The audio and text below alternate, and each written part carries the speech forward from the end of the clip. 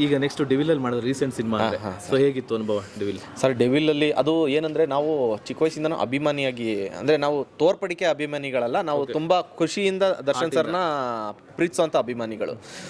ಯಾರೊಬ್ರು ಗೋಸ್ಕರ ಮೆಚ್ಚಕ್ಕೋಸ್ಕರ ನಾನು ಆಚೆ ಹೇಳ್ಕೊಳ್ಳೋ ಅಂಥ ಅಭಿಮಾನಿಗಳಲ್ಲ ನಾವು. ಬಟ್ ಚಿಕ್ಕದ್ರಿಂದ ನಾವು ಪ್ರೀತಿ ಅಭಿಮಾನ ಇಟ್ಕೊಂಡೇ ಬೆಳ್ಕೊಂಬಂದಿರೋದು. ಡೆವಿಲಲ್ಲಿ ಆ್ಯಕ್ಟಿಂಗ್ ಮಾಡೋಕ್ಕೆ ಚಾನ್ಸ್ ಸಿಕ್ಕಿದ ತಕ್ಷಣ ನಾನು ಆ ಖುಷಿ ಹೇಳ್ಕೊಳಕ್ಕಾಗಲ್ಲ. ಅಂದರೆ ನಿಮ್ಮ ಹತ್ರ ಈಗ ಖುಷಿ ಆಯಿತು ಸರ್ ಅಂತ ಹೇಳ್ಬಿಟ್ರೆ ಅದು ತುಂಬ ಕಡಿಮೆ ಆಗಿಬಿಡುತ್ತೆ. ನಾನು ದರ್ಶನ್ ಸರ್ ಜೊತೆನೇ ಇರುತ್ತೇನೋ ಅಂತ ಆಸೆಯಿಂದ ಹೋಗಿದ್ದೆ ಸೆಟ್ಗೆ ಬೆಳಿಗ್ಗೆ. ಬಟ್ ಅಲ್ಲಿ ನಾನು ಗಿಲ್ಲಿಯವ್ರದ್ದು ಒಂದು ಕಾಂಬಿನೇಷನ್ ಇತ್ತು. ಬಟ್ ದರ್ಶನ್ ಸರ್ನ ನೋಡೋಕ್ಕಾಗಲಿಲ್ಲ, ಮೀಟ್ ಮಾಡೋಕ್ಕಾಗಲಿಲ್ಲ. ಅದೊಂದು ಬೇಜಾರಿದೆ. ಬಟ್ ಶಾರ್ಟಲ್ಲಿ ಇರಲಿಲ್ಲ ಅವರು, ಸೀನಲ್ಲಿ ಇರಲಿಲ್ಲ, ಅದೊಂದು ಬೇಜಾರಿದೆ. ಬಟ್ ನನಗೆ ದರ್ಶನ್ ಸರ್ ಸಿನಿಮಾದಲ್ಲಿ ಆ್ಯಕ್ಟ್ ಮಾಡಿದ್ದೀನಿ ಅನ್ನೋ ಒಂದು ಖುಷಿ ಇದೆ. ಇನ್ನೊಂದು ಏನಂದರೆ ತುಂಬ ಜನ ಮೆಸೇಜ್ ಆಗಿರ್ಬೋದು, ತುಂಬ ಜನ ಕಾಲ್ಸ್ ಆಗಿರ್ಬೋದು. ನೋಡಿ ನೀವೇ ಹೇಳ್ತಾ ಇದ್ದೀರಾ ಡೆವಿಲಲ್ಲಿ ಮಾಡಿದ್ರೆ ಬಂದು ಹೋಗಿರೋದು ಒಂದೇ ಸೀನ್. ಎಷ್ಟು ಜನ ಮೆಸೇಜ್ ಮಾಡಿದ್ದಾರೆ, ನಮ್ಮ ಬಾಸ್ ಜೊತೆ ಮಾಡಿದ್ದೀರಾ, ನೀವು ಗೆಲ್ತೀರಾ ಹೋಗ್ರಿ ಅಂತ ಎಷ್ಟು ಜನ ಮೆಸೇಜ್ ಮಾಡಿದ್ದಾರೆ.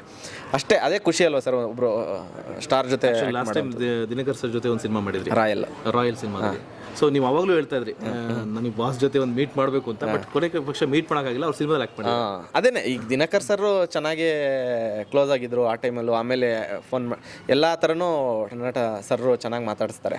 ಹಂಗನ್ಬಿಟ್ಟು ನಾನು ಅದನ್ನೇ ಅಡ್ವಾಂಟೇಜ್ ತೊಗೊಂಡು ನನ್ನ ದರ್ಶನ್ ಸರ್ ಹತ್ರ ಕರ್ಕೊಂಡೋಗಿ ಅಂತ ಕೇಳೋದು ತಪ್ಪಾಗುತ್ತೆ ಅಲ್ವಾ. ಅದು ಕಾಲ ಸಂದರ್ಭ ಕೂಡ ಬಂದಾಗ ಅದೇ ತಾನಾಗೆ ಹಾಗೆ ಆಗುತ್ತೆ. ಮುಂದೊಂದು ದಿನ ಮಾಡ್ತಾರೆ, ಮುಂದೊಂದು ದಿನ ಭೇಟಿ ಆಗ್ತೀವಿ. ಆ್ಯಕ್ಚುಲಿ ಅವ್ರು ಸಿನಿಮಾದಲ್ಲಿ ನಡೆಸಿದ್ರೆ ಅಂದ್ರೆ ಅವ್ರನ್ನೂ ಭೇಟಿ ಮೋಸ್ಟ್ಲಿ ಆಚೆ ಇದ್ದೀರಿ ಇಷ್ಟೊತ್ತಿಗೆ ಮಾಡಿರ್ತೀವಿ, ಗೊತ್ತಿಲ್ಲ. ಪ್ರೊಡ್ಯೂಸರ್ ಸುಖಿಭಾವ್ ಆಗಲಿ, ಡೈರೆಕ್ಟರ್ ಸುಖಿಭಾವ್ ಆಗಲಿ, ಅದರಲ್ಲಿ ನಟಿಸಿದಂಥ ಆರ್ಟಿಸ್ಟ್ಗಳು ಸುಖಿಭಾವ್ ಆಗಲಿ, ಅದ್ರ ಜೊತೆಗೆ ನೀವು ಹೇಗೆ ಸುಖಿಭಾವ್ ಆಗಿದ್ದೀರಾ ನಿಮ್ಮ ಪರ್ಸನಲ್ ಲೈಫಲ್ಲಿ? ಆಗ್ತಾ ಇದ್ದೀವಿ ಸರ್, ಆಗ್ತಾ ಇದೆ. ಅಂದರೆ ಸುಖಿಭಾವ ಅಂದರೆ ಹೆಂಗೆ ಅಂದರೆ ನಾವು ಹೆಂಗೆ ಲೈಫ್ ಸ್ಟೈಲ್ ಮಾಡ್ತೀವಿ ಅದ್ರ ಮೇಲೆ ಡಿಪೆಂಡ್ ಆಗುತ್ತೆ. ಈಗ ನಾನು 100 ರೂಪಾಯಿ ಇದ್ದರೂ ಆರಾಮಾಗಿರ್ತೀನಿ ಅಂದರೆ ನನಗೆ ಅದೇ ಸುಖಿಭಾವ. ನನಗೆ ಅತಿ ಆಸೆ ಇದ್ದು ನಾನು 1 ಕೋಟಿ ರೂಪಾಯಿ ಇದ್ದರೂ ಸಾಲ್ತಾ ಇಲ್ಲ ಅಂದರೆ ಅದು ಅಸುಖಿಭಾವ. ಓಕೆ, ಅಂದರೆ ನಾನು ಇವಾಗ ನನಗೆ ಹೆಂಗೆ ನನ್ನ ಹತ್ರ ಏನಿದೆ ನಾನು ಅದರಲ್ಲೇ ತೃಪ್ತಿಯಾಗಿ ಆರಾಮಾಗಿರ್ತೀನಿ. ಮುಂಚೆನೂ ನನಗೆ 100 ರೂಪಾಯಿ ಇದ್ರೂ ಅದರಲ್ಲೇ ಜೀವನ ಮಾಡ್ಕೊಂಡು ಆರಾಮಾಗಿರ್ತಾ ಇದ್ದೆ. ಅವಾಗಲೂ ಸುಖಿಭಾವದಲ್ಲೇ ಇದ್ದೀನಿ, ಇವಾಗಲೂ ಸುಖಿಭಾವವಾಗೇ ಇದ್ದೀನಿ. ಮತ್ತು ನಿಮ್ಮದು ಪ್ರೆಸೆಂಟ್ ಪ್ರಾಜೆಕ್ಟ್ಗಳು ಯಾವ್ದು ನಡೀತದೆ? ಅಂದರೆ ಇವಾಗ ರಿಲೀಸ್ಗಿದ್ದಾವೆ ಸರ್. ಅಮೃತಾಂಜನ್ ಫಸ್ಟು 30ನೇ ತಾರೀಕು ರಿಲೀಸ್ ಆಗ್ತಾ ಇದೆ, ನಮ್ಮ ತಂಡದ ಸಿನಿಮಾ. ಅದೇ ಪ್ರಮೋಷನ್ ಮಾಡ್ತಾ ಇದ್ದೀವಿ. ಅದಾದಮೇಲೆ 6ನೇ ತಾರೀಕು ಸುಖಿಭಾವ ರಿಲೀಸ್ ಆಗುತ್ತೆ. 6ನೇ ತಾರೀಕು ಇನ್ನೊಂದು ರಕ್ಕಸಪುರದವಳು ರಾಜ್ಬಿ ಶೆಟ್ಟಿ ಸರ್ ಜೊತೆ ಮಾಡಿದ್ದೀನಿ, ಅದರಲ್ಲೂ ಮೇಜರ್ ಕ್ಯಾರೆಕ್ಟರ್ ಮಾಡಿದ್ದೀನಿ, ಅದು ರಿಲೀಸ್ ಆಗ್ತಾ ಇದೆ. ಅದಾದಮೇಲೆ ಫೆಬ್ರವರಿ 13ಕ್ಕೆ ನಾನು ಗಿಲ್ಲಿ ಅವರು ಲೀಡಾಗಿ ಮಾಡಿರೋಂಥ ಸೂಪರ್ ಹಿಟ್ ಸಿನಿಮಾ ರಿಲೀಸ್ ಆಗ್ತಾ ಇದೆ. ಇಷ್ಟು ಸಿನಿಮಾ ರಿಲೀಸ್ಗಿದ್ದಾವೆ. ಆನ್ಗೋಯಿಂಗು ಅಜಯ್ ರಾವ್ ಸರ್ ಜೊತೆ ಒಂದು ಸಿನಿಮಾ ಶೂಟ್ ಆಗಿದೆ, ಫ್ಯಾಮಿಲಿ ಮ್ಯಾನ್ ಅಂತ. ಅದಾದಮೇಲೆ ಇವಾಗ ಬೀರ್ಬಲ್ 2 ನಡೀತಾ ಇದೆ, ಅದರಲ್ಲೂ ಮೇಜರ್ ಕ್ಯಾರೆಕ್ಟರ್ ಇಡೀ ಸಿನಿಮಾ ಶ್ರೀನಿ ಸರ್ ಜೊತೆ ಆಗ್ತಾ ಇದೆ. ಆಮೇಲೆ ಮುದ್ದುಗುಮ್ಮ ಅಂತ ಒಂದು ಸಿನಿಮಾ ನಾನು ಪಾಯಲ್ಲು ಆಮೇಲೆ 3 ಜನ ಲೀಡಾಗಿ ಮಾಡ್ತಾ ಇದ್ದೀವಿ, ಅದೊಂದು ಸಿನಿಮಾ ನಡೀತಾ ಇದೆ. ಅದು ಒಂದು 60% ಆಗಿದೆ. ಹಿಂಗೆ ನಡೀತಾ ಇದೆ ಸರ್. ಅಂದರೆ ಈಗ ಲಾಸ್ಟ್ಗೆ ಒಂದು ಡೈಲಾಗ್ ಹೇಳ್ಬೋದು, ಇಷ್ಟು ದಿನ ನೀವು ಇವ್ರನ್ನ ಬರೀ ಮೊಬೈಲಲ್ಲೇ ಜಾಸ್ತಿ ನೋಡ್ತಾ ಇದ್ರೆ ಇನ್ನು ಮೇಲೆ ಥಿಯೇಟ್ರಲ್ಲೇ ನೋಡ್ತೀರಾ ಅಂತ. ಮೊಬೈಲಲ್ಲಿ, ಥಿಯೇಟ್ರಲ್ಲಿ, ಎಲ್ಲ ಕಡೆನೂ ನಾವು ನಿಮಗೆ ಎಂಟರ್ಟೈನ್ಮೆಂಟ್ ಕೊಡಬೇಕು ಅಂತಲೇ ಬರ್ತಾ ಇರ್ತೀವಿ ಹೊರತು ಬೇರೆ ಏನಕ್ಕೂ ಬರಲ್ಲ. ಓಕೆ, ಒಳ್ಳೆ ಕೊಡ್ತಾನೆ ಇರ್ತೀವಿ. ಅದಕ್ಕೆ ಬಂದಿರೋದು ಸರ್, ಅದನ್ನೇ ಮಾಡಬೇಕು, ಮಾಡ್ತಾನೆ ಇರ್ತೀವಿ. ಅವ್ರು ಎಷ್ಟು ದಿನ ನೀವು ಮಾಡು ಚೆನ್ನಾಗಿ ಮಾಡ್ತಾ ಇದೀಯ ಅಂತ ಇರ್ತಾರೋ, ಯಾವತ್ತು ಸಾಕು ನೀನು ಹೋಗಪ್ಪ ಅಂತಾರೋ ಅಲ್ಲಿವರೆಗೂ ಮಾಡ್ತಾ ಇರ್ತೀವಿ. ಅಲ್ಲ, ನೀವು ಚೆನ್ನಾಗಿ ಮಾಡ್ತಾ ಇದ್ರೆ ಅವ್ರು ಸಾಕು ಅಂತ ಹೇಳಲ್ಲ. ಅದೇ ನಿಮ್ಮನ್ನು ಡೆವಿಲಲ್ಲಿ ನೋಡಿದೆ. Thank you sir, thank you very much. ಈಗ ಸುಖಿಭಾವ ಪ್ರೆಸ್ ಮೀಟಲ್ಲಿ ನೋಡ್ತಾ ಇದ್ದೀನಿ. Thank you sir. ಸೊ ಹೇಗಿದೆ ಸರ್ ಸುಖಿಭಾವ ಸಿನಿಮಾ? ಸುಖಿಭಾವ ಅಂದರೆ ಇಯರ್ ಸ್ಟಾರ್ಟಿಂಗಲ್ಲಿ ಸುಖಿಭಾವ ಅಂದರೆ ಏನು, ಎಲ್ಲರಿಗೂ ಒಳ್ಳೇದಾಗಲಿ ಅಂತ. ಸೊ ಎಲ್ಲರಿಗೂ ಒಳ್ಳೇದಾಗುವಂಥ ಸಿನಿಮಾ ಸುಖಿಭಾವ. ಬಟ್ ನಿಮ್ಮ ಈ ಸಿನಿಮಾದಲ್ಲಿ ನಿಮ್ಮ ಪಾತ್ರದ ಬಗ್ಗೆ ಹೇಳೋದಾದ್ರೆ ಸರಿ, ಕಾಮಿಡಿ ಇರುತ್ತೆ.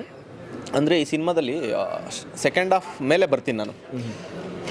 ಒಂದು ಕಾಮಿಡಿ ಟ್ರ್ಯಾಕ್ ನಾರ್ಮಲ್ ಆಗಿ ಏನು ನೋಡಿರ್ತೀರಾ ಎಲ್ಲ ಸಿನಿಮಾಗಳಲ್ಲೂ, ಆ ಥರ ಒಂದು ಡಿಫ್ರೆಂಟ್ ಆಗಿರುವಂಥ ಕಾಮಿಡಿ ಟ್ರ್ಯಾಕ್ ಹೋಗ್ತಾ ಇರುತ್ತೆ ನಮ್ಮದು. ಕತೆ ಒಳಗಡೆ ಇರೋವಂಥ ಕಾಮಿಡಿ, ಅಂದರೆ ಸುಮ್ಮನೆ ಬೇಕು ಅಂತ ತೊರ್ಕಿರೋ ಕಾಮಿಡಿ ಅಲ್ಲ ಇದು, ಕತೆ ಒಳಗಡೆ ಅಂತ ಹೋಗುವಂಥ ಕಾಮಿಡಿ. ಎಂಡಲ್ಲಿ ಇದೊಂದು ಜನ ಥಿಯೇಟ್ರಿಂದ ಎದ್ದು ಬಂದ್ರೂ ನನ್ನ ಕ್ಯಾರೆಕ್ಟರ್ನ ಮನಸ್ಸಲ್ಲಿ ಇಟ್ಕೊಳ್ಳೋಂಥ ಕ್ಯಾರೆಕ್ಟರ್ ಇದು. ಎಮೋಷ್ನಲಿ ಎಂಡ್ ಆಗುತ್ತೆ. ಅಂದರೆ ತುಂಬ ಜನ ಇಡೀ ಸಿನಿಮಾ ಸೆಕೆಂಡ್ ಹಾಫಲ್ಲಿ ಎಕ್ಸ್ಪೆಕ್ಟ್ ಮಾಡ್ತಾ ಇರ್ತಾರೆ, ಹಿಂಗಾಗಬೇಕು, ಅಯ್ಯೋ ಹಿಂಗಾಗಬೇಕು ಅಂತ. ಆಗ್ಬಿಡುತ್ತೆ. ಆವಾಗ ಜನ ಹಬ್ಬ ಅನ್ನೋ ಸ್ಯಾಟಿಸ್ಫ್ಯಾಕ್ಷನಲ್ಲಿ ಸುಖಿಭಾವದಿಂದ ಆಚೆ ಹೋಗಿ ಖುಷಿ ಆ ಥರ ಒಂದು ಕ್ಯಾರೆಕ್ಟ್ರು. ಓಕೆ, ಯಾಕೆ ಆ್ಯಕ್ಚುಲಿ ನಾವು ಮುಂಗಾರು ಮಳೆ, ಸೊ ತುಂಬ ಲವ್ ಸ್ಟೋರಿಗಳು ನೋಡಿದ್ವಿ. ಟ್ರಯಾಂಗಲ್ ಲವ್ ಸ್ಟೋರಿ, ಮತ್ತು ಇವು ಹೀರೋ ಬೇರೆಯವ್ರನ್ನ ಇಷ್ಟಪಡೋದು. ಸೊ ಮೋಸ್ಟ್ಲಿ ಇದನ್ನ ನೋಡಿದಾಗ ನಮ್ಗೆ ಹಂಗೆ ಅನಿಸ್ತಾ ಇದೆ, ಎಲ್ಲೋ ಒಂದು ಕಡೆ ಏನೇನೋ ಇದೆ. ಇಲ್ಲ, ಇದು ಬೇರೆನೇ.